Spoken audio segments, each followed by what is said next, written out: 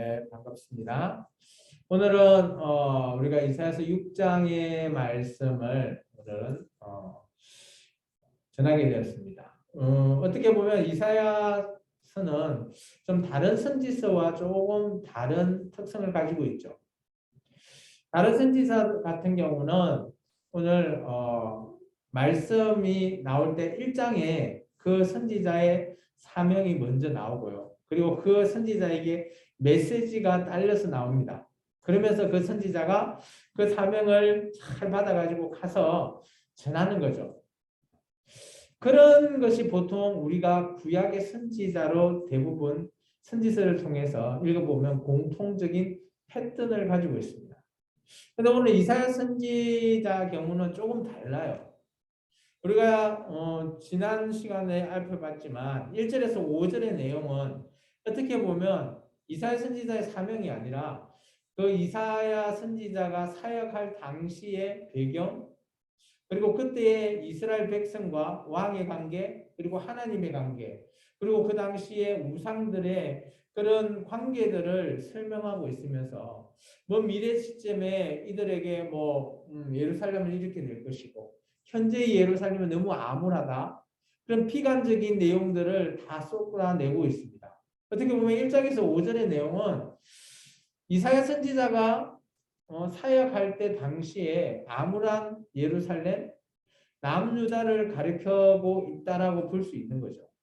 근데 그런 장을 어떻게 보면 서막 형태로 먼저 설명을 하고 있습니다. 그리고 나서 오늘 6장에 비로소 이사야 선지자가 하나님 앞에 어떻게 소명을 받고 어떻게 사명을 전할 수 있는지에 대해서 6장이 설명하고 있습니다. 다른 선지자들을 우리가 좀 살펴봤을 때 물론 각자의 차이는 있습니다. 여러분이 잘 알고 있는 많은 선지자들이 있겠죠. 그죠? 우리도 어떻게 보면 우리가 열왕기에 보면 문서 선지자는 아니지만 그리고 우리가 잘 알고 있는 대단한 엘리야라든지 엘리사 이런 사람들을 살펴볼 때도 어떻게 보면 그들이 이제 글을 남기지 않았기 때문에 어떻게 해야 될지 모르겠지만 어떻게 보면 그들이 하나님 앞에 소명을 받고 말씀을 전하는 게 먼저 미리 받는 거거든요. 그리고 그들이 가서 전하게 되는 거죠. 근데 오늘 이사야 선지자는 조금 다릅니다. 그죠?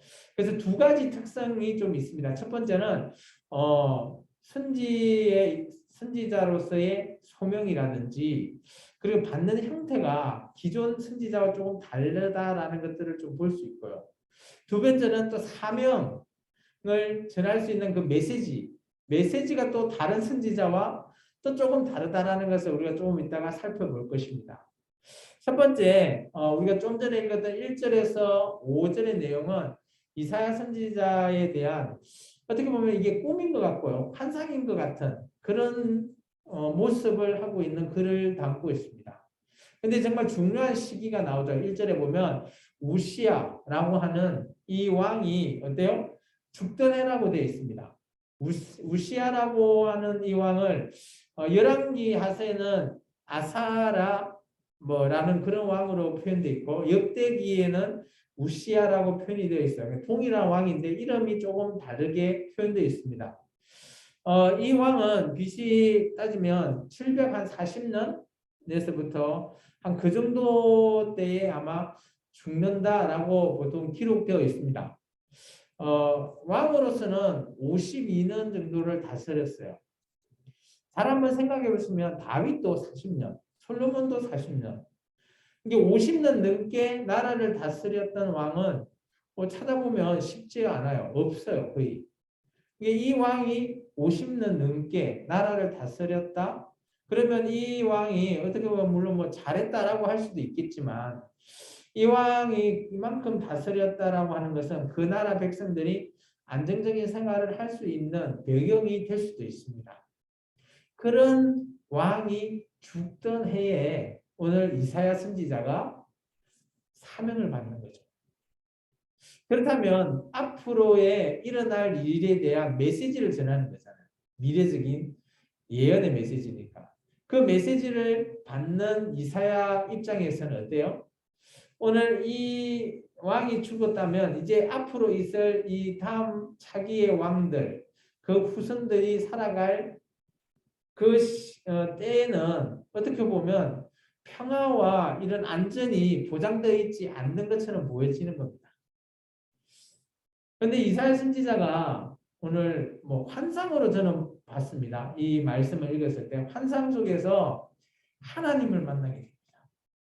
놀라운 거는 우리가 좀 전에 읽어봤듯이 성전이라고 하는 곳에서 하나님의 모습을 보게 된 이사야를 우리가 만나게 되죠.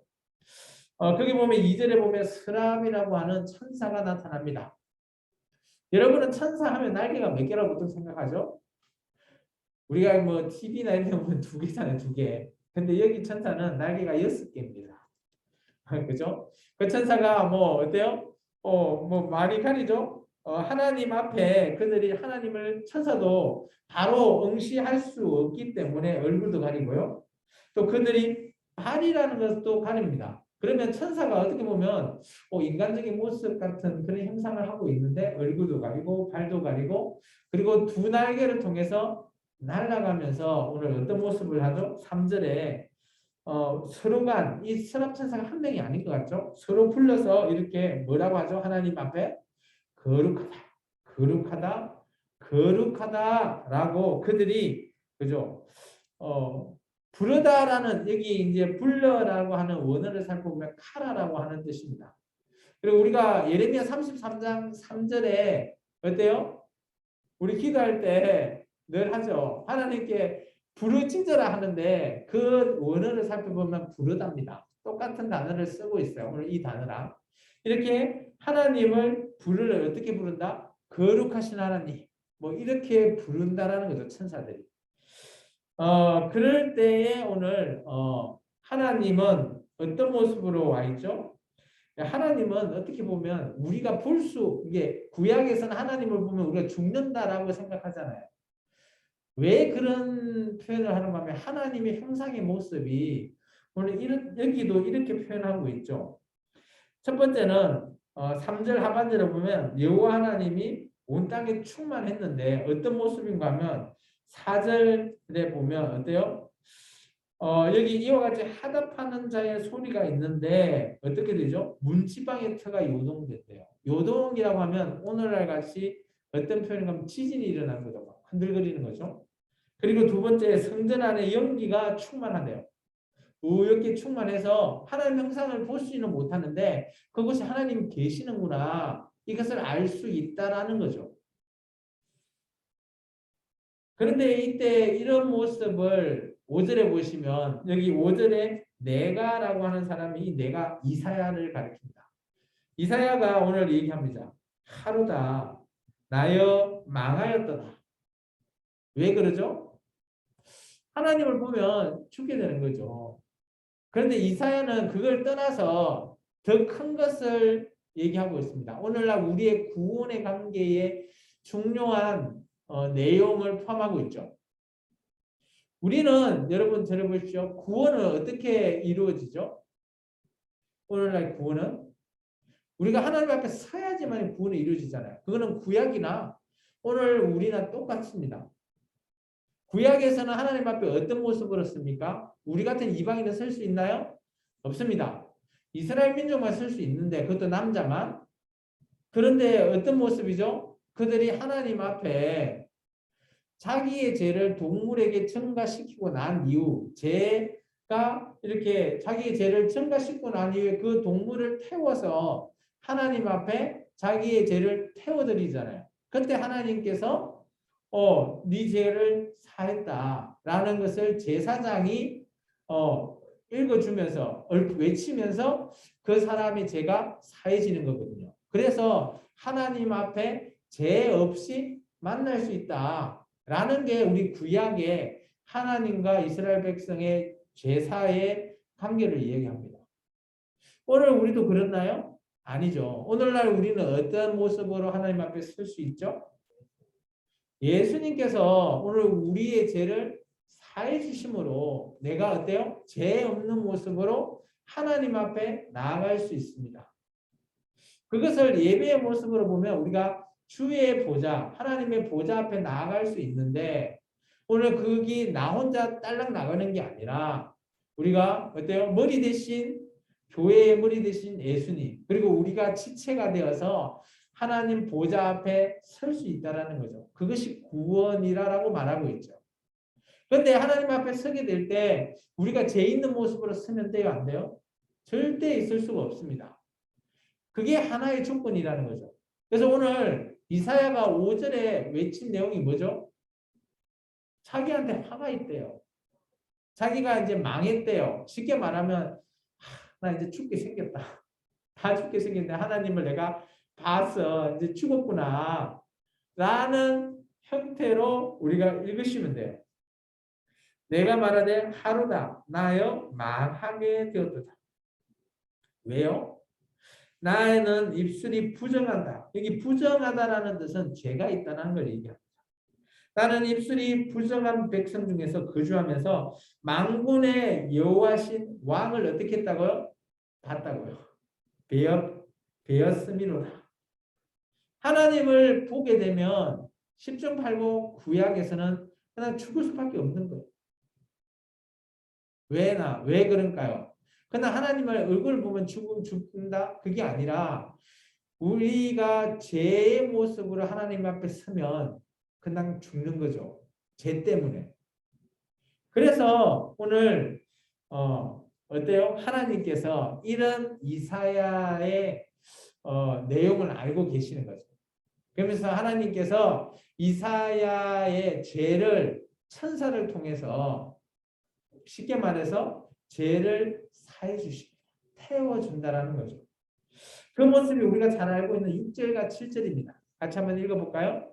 그때 그 서랍 중에 하나가 두 젓가락으로 제단에서 집은 바 핀 숯을 손에 가지고 내게로 날라와서 그것을 내 입술에 대며 이르되 보라 이것이 내 입에 닿았으니 내 악이 제하여졌고 내 죄가 사하여졌느니라 하더라. 여기 줄을 좀 끊으면 좋겠어요. 오늘 하나님이 직접적으로 하지는 않았지만 천사를 시켰겠죠. 그 스라비가라는 천사 중에 한 명을 하나님께서 시켜서 어때요? 지금 우리가 지금 성전에 있어요. 이사야가 성전에서 하나님을 뵙고 있는 거예요. 그래서 성전에는 뭐가 있죠? 이스라엘이라고 하는 뜰에는 번제단이 있습니다. 여기 제단이라고 하는 거 있죠. 6절의 제단. 번제단으로 쓰시면 됩니다. 제단에 있는 그 숯을 가지고 와서 오늘 이사야 입에 갖다 댔어요. 이걸 어떤 식으로 표현하냐면 그 입술에 부정한 것을 죄를 천사가 숯을 통해서 태워버렸다는 거예요. 하나님 앞에 자기의 죄를 전가시키고 그 동물을 각을 떠서 불을 태워서 하나님 앞에 자기의 죄를 태워드린다. 이 제사가 번제라고 하는 제사입니다. 똑같은 내용으로 천사가 이사야의 입술에 숯불을 갖다 대서 태워버리죠. 그러면 이제 이사야는 어때요?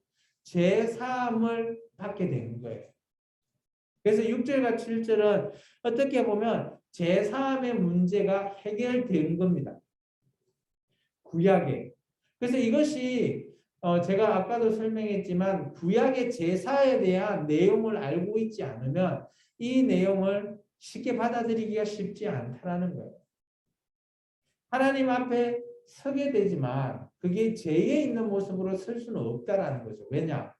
우리가 망할 수밖에 없는, 죽을 수밖에 없지만 오늘 하나님께서 그것을 아시고 천사를 통해서 오늘 어때요? 이사야의 입술을 태워서 그 죄를 사해 줬다라는 거예요.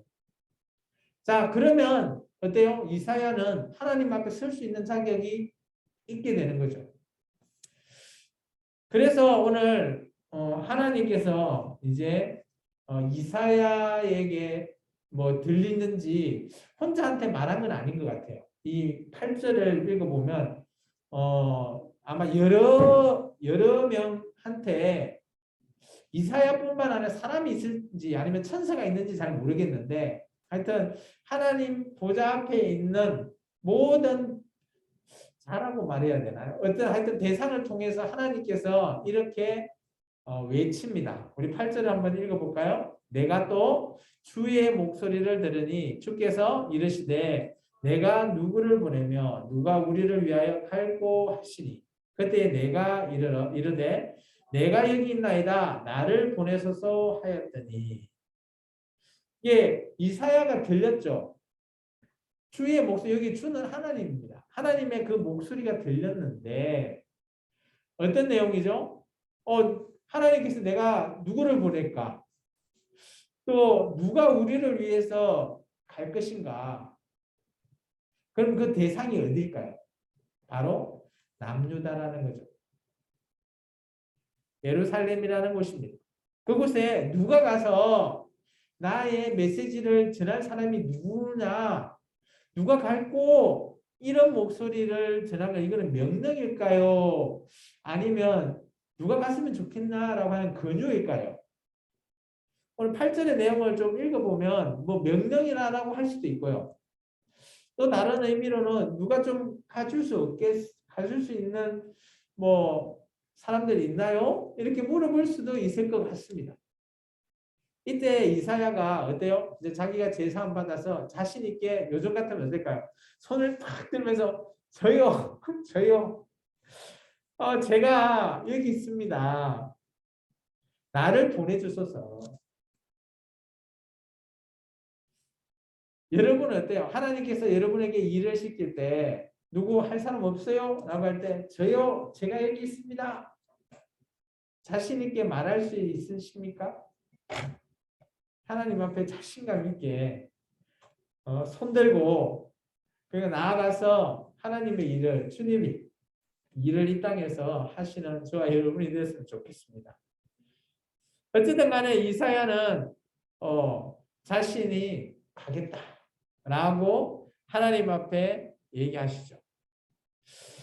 우리가 신약 성경에 보면 이런 형태의 비유를 통해서 우리가 좀 볼 수 있죠.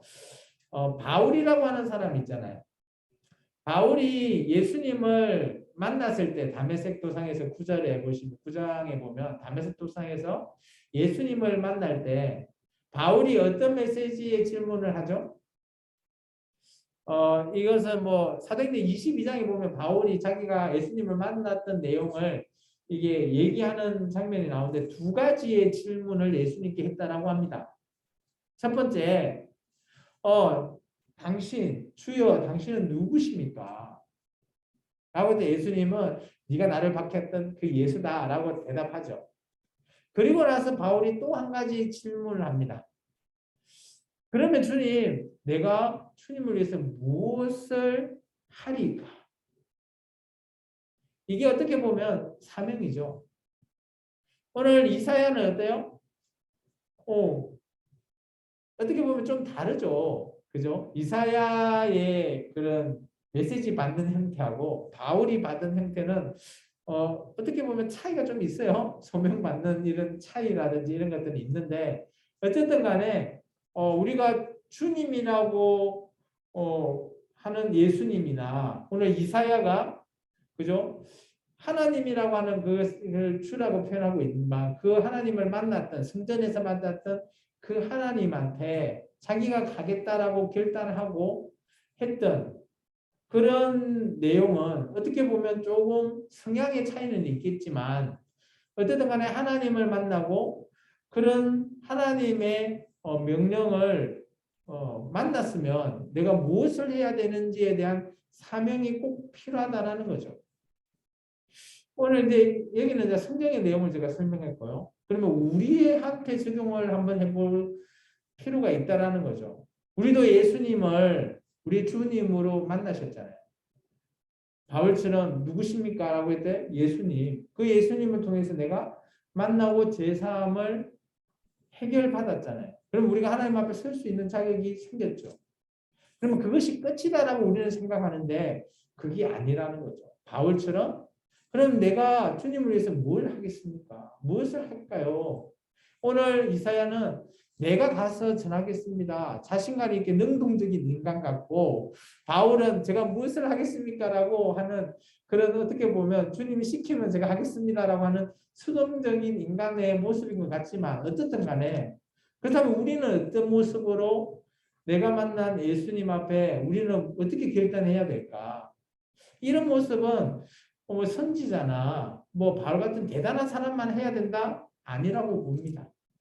예수님을 우리가 주님이라 고백하는 저와 여러분도 저는 동일하게 나의 주님으로 인정하신 그분이 나를 통해서 뭘 해주기를 원하는지 우리는 언제나 물어보고 또 언제나 그 일에 힘써야 된다라고 보는 거죠. 바울은 그렇게 힘썼을 때 우리에게 하나님을만 앞에 가게 되면 큰 상급이 있을 거다라고 우리에게 희망의 메시지도 줬죠. 어쨌든 간에 우리는 이런 죄의 문제를 해결을 받았기 때문에 그렇다면 이제는 그분을 위해서 무엇을 해야 되는지를 우리는 꼭 생각해 봐야 되는 그런 내용을 갖고 있습니다. 그래서 이 6장은 짧지만 우리의 교리적인 문제를 포함하고 있어요.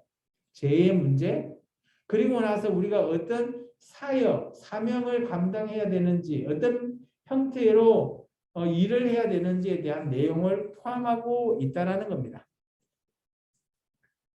계속해서 우리 한번 읽어볼까요? 이제 하나님께서 이사야를 통해서 사명을, 이게 하나님의 메시지를 이사야에게 전하는 거죠. 오늘 9장에 보면 여호와께서 이르시되 가서라고 있잖아요. 가서에 동그라미를 쳐 놓으십시오.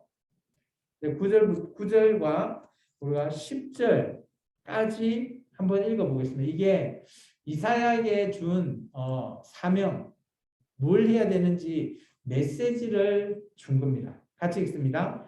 여호와께서 이르시되 가서 이 백성에게 이르기를 너희가 듣기는 들어도 깨닫지 못할 것이요 보기는 보아도 알지 못하리라 하여 이 백성의 마음을 둔하게 하며 그들의 귀가 막히고 그들의 눈이 감기게 하라.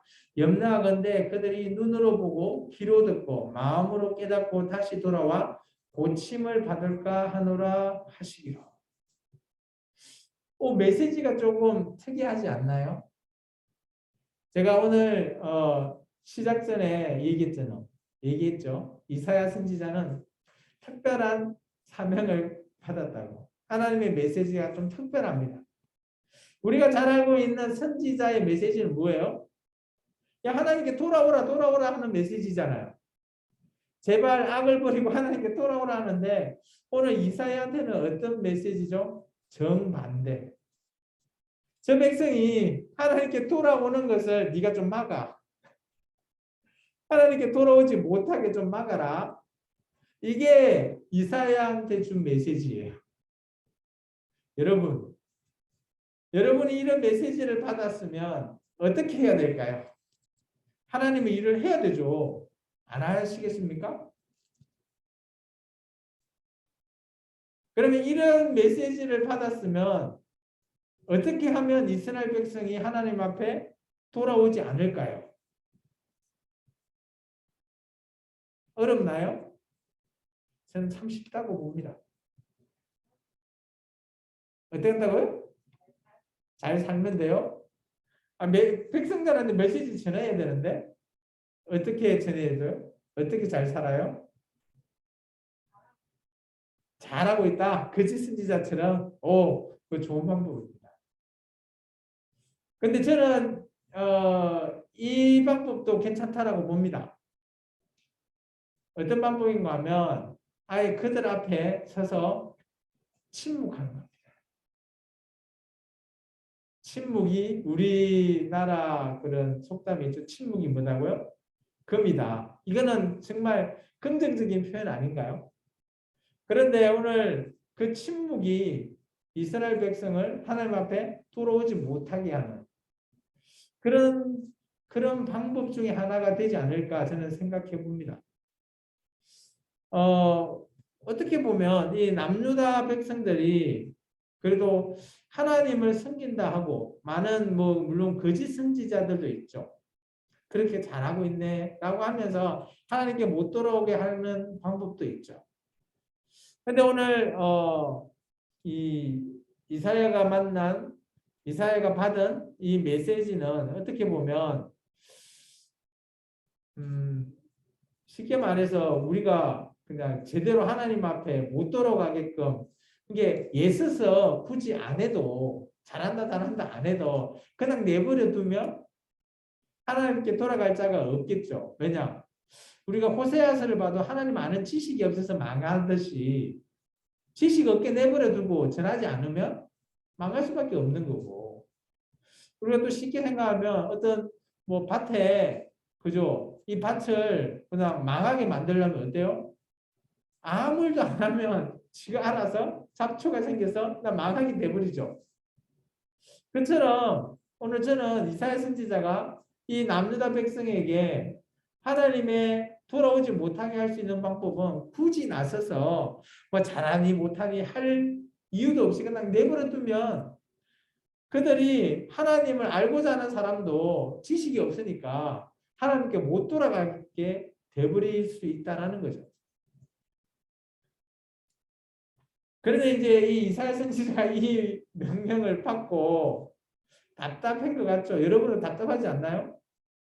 하나님 그러면 제가 언제까지 이렇게 그들에게 하나님 앞에 못 들어오게 해야 될까요? 라고 11절에 물어봅니다. 우리 이제 11절, 12절을 읽어보죠. 그러면 그때 하나님께서 답을 해줍니다. 12절에.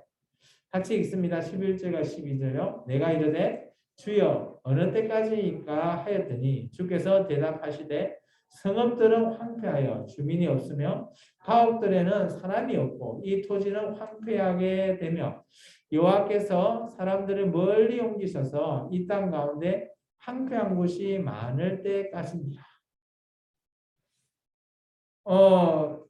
주님께 물어보죠. 하나님께 이사야가 어느 때까지 제가 그냥 아무것도 안 하고 가만히 있으면 됩니까? 제 생각대로 침묵한다라는 거는 가만히 있는 거잖아요. 그러니까 하나님께서 이렇게 얘기하죠. 오늘 11절과 12절의 그 뒤에 나오는 표현 있잖아요. 하나님의 설명했던 대답한 표현. 이 표현을 한번 곰곰이 생각해 보시면 어떤 상황인 것 같아요? 첫 번째 보면 성읍들이 황폐하고요. 주민이 없대요. 그 성읍에. 그리고 가옥, 집에 사람이 없대요. 그리고 토지들이 황폐해졌대요. 그리고 하나님께서 그곳에 있는 사람들을 딴 곳으로 옮겨버렸대요. 어떤 상황일까요? 전쟁? 전쟁 후의 모습이죠. 멸망당해서 사람이 그 땅에 살지 않는 거예요. 그리고 그 땅 사람을 오늘 12절에 멀리 옮겼다라는 건 뭐예요? 우리가 잘 알고 있는 바벨론 포로. 그러면 이 예루살렘이라고 하는 땅은 어때요? 아까 제가 얘기했죠. 그다음 밭을 아무것도 안 하고 냅두면 어때요? 잡초가 무성해지죠. 그게 황폐라고 하잖아요. 황폐해진다라는 거죠. 그러면 여러분이 이사야 선지자라면 여기서 어느 때까지는 언제까지일까요? 그러면 선지자로서의 사명을 감당해야 될까요? 말아야 될까요? 저는 참 고민을 했을 거라고 생각합니다. 그런데 하나님께서 한 가지 더 이사야 선지자에게 희망적인 메시지를 줍니다. 그게 13절이죠. 같이 한번 읽어볼까요? 그 중에 10분의 1이 아직 남아 있을지라도 이것도 황폐하게 될 것이나 밤나무와 상수리 나무가 배임을 당하여도 그 그루터기는 남아 있을 것 같이 거룩한 씨가 이 땅의 그루터기니라 하시다. 어떻게 보면 이제 전쟁 이후에 뭐 한 10분의 1이 남아서 어때요? 바벨론으로 가서 살아남잖아요. 그게 아니라 남아 있더라도 오늘 또 배임을 당한대요. 그들이 밤나무와 상수리 나무같이 배임을 당한다? 그러면 어때요? 살아남은 자가 바벨론 포로 가서도 어때요? 그 1세대 죽고 그 2세대 그들 자녀들 그런 자녀들 자녀들을 통해서 그걸 오늘 뭐라 그럽니까? 그것을 거루트기. 그를 자녀들을 통해서 하나님께서 이 땅에 다시 돌아오게 해서 거룩한 씨가 될 것이다라고 희망의 메시지를 주는 거예요. 그렇다면 이사야 선지자가 이 메시지를 들으면 내가 살아있는 이 동시대 사람들은 이 땅에 살아남을 확률이 있다 없다? 없다라는 거예요. 그러면 하나님께서는 이 땅 백성들, 이 당시 예루살렘의 백성들 하나님은 다 어떻게 하시겠다? 다 진멸시키겠다라는 거예요.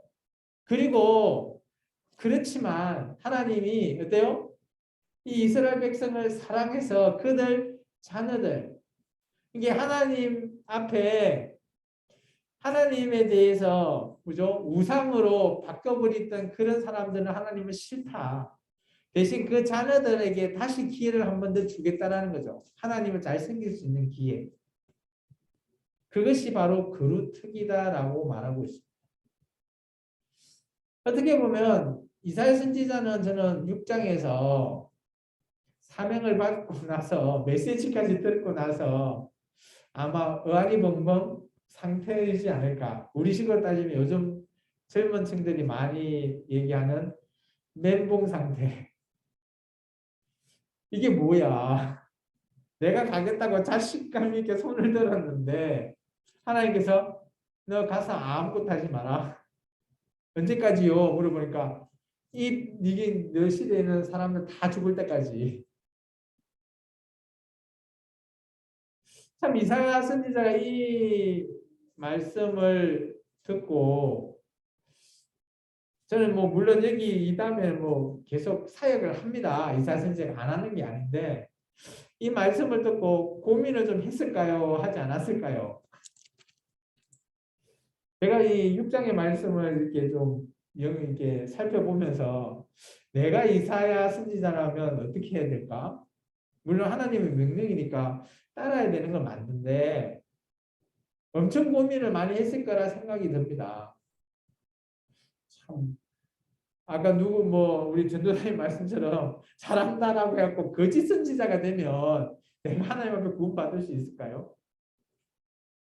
그렇다고 제가 생각했던 가만히 그냥 아무것도 가르쳐주지 않고 있으면 어떻게 보면 우리 그런 거 있죠. 어떤 자리에 있는데 일하지 않고 있는 사람들 같아서 가르쳐서 뭐라고 하죠? 직무유기? 선지자인데 일을 안 하고 있으면 말이 되냐고요. 목사인데 주일마다 예배 드리는데 예배도 안 드리고 가만히 있어. 이거 어떻게 해야 될까? 저는 고민을 조금 많이 해봤습니다. 답을 못 내리겠더라고요. 이런 메시지를 받으면 물론 황당은 하겠는데 그렇다고 이 메시지가 하나님께서 내려셨으니까 맞겠죠. 이 메시지를 내리는 배경을 이사야가 나중에 사역하다 보니까 왜 이 메시지를 나한테 줬구나라고 하는 것이 충분히 공감된다라고 봅니다. 왜 이 백성들에게 하지 말라라고 했을까? 라는 부분이 우리가 열왕기서 읽어보면서 여러분들도 어느 정도 감은 잡으셨을 거예요. 하나님 앞에 돌아오라고 계속 선지자들이 외쳤지만 그들은 1도 듣지도 않고 그런 메시지를 전한 선지자를 내 쫓겨나 막 안 좋게 해버렸잖아요. 그러니까 하나님 입장에서 도저히 이들은 답이 없다라는 거예요.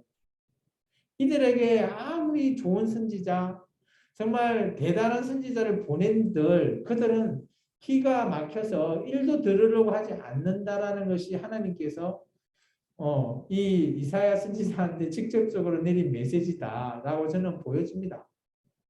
그러면 직접 받은 이 사람은 어떻게 해야 될까? 참 힘들 것 같다라는 생각이 들죠.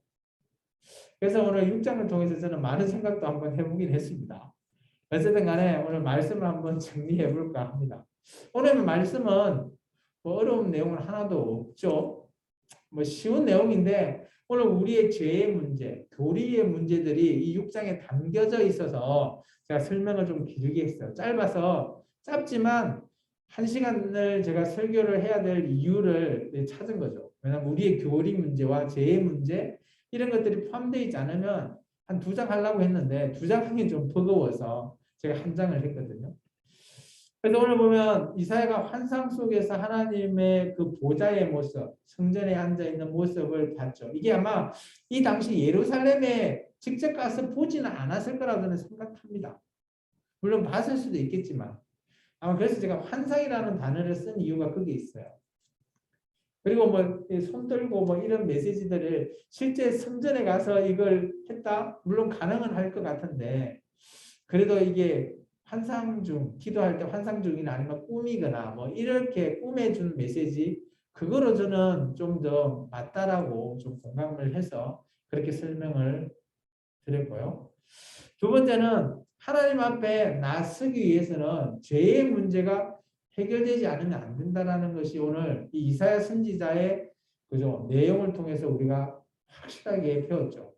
우리는 그냥 레위기의 번제나 이런 제사 제도를 보면서 잠깐 얘기는 했지만 우리가 진짜 죄를 하나님을 바로 만났을 때 내 죄의 문제가 해결이 안 됐는데 내가 만난다?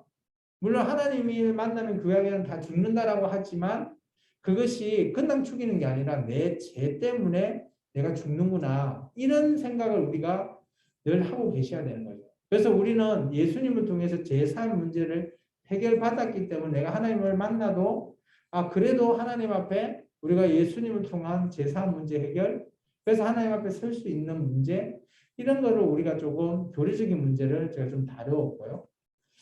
세 번째는 하나님의 그런 소명과 특별한 사명을 이사야한테 줬죠. 이것은 평범하진 않아요. 특별하다라고 저는 생각되십니다. 그래서 특별한 사명. 아무것도 하지 마라. 선지자인데 아무것도 하지 마라.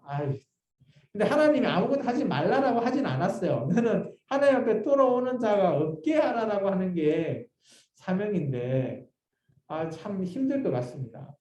마지막으로 그래도 하나님께서는 희망의 메시지. 남은 자, 그 중에서 그루터기가 되는 그런 자들이 하나님의 씨로 말미암아 너희의 그 하나님과의 이스라엘 민족 간의 관계가 유지될 것이다라는 것을 다시 한 번 더 우리는 이런 메시지를 늘 찾기를 원하죠. 성경에서. 암울한 메시지보다 희망적인 메시지. 그래서 오늘 우리에게 적용을 해보면 어떨까요? 우리의 인생 가운데 우리가 하나님을 이렇게 매주마다 나와서 붙들고 하나님의 말씀을 들을 때마다 우리에게 이런 희망적인 메시지 우리는 받기를 원하잖아요. 그래서 이런 메시지 언제나 우리 하나님께서는 우리에게 주신다라고 저는 보여집니다. 그래서 우리가 정말 하나님 앞에 암울하다라고 생각할지 모르겠지만 이 시대가 그래도 하나님이 우리를 향한 희망적인 메시지도 담고 있을 것이다. 그것을 찾으시라라고 저는 여러분에게 말하고 싶습니다.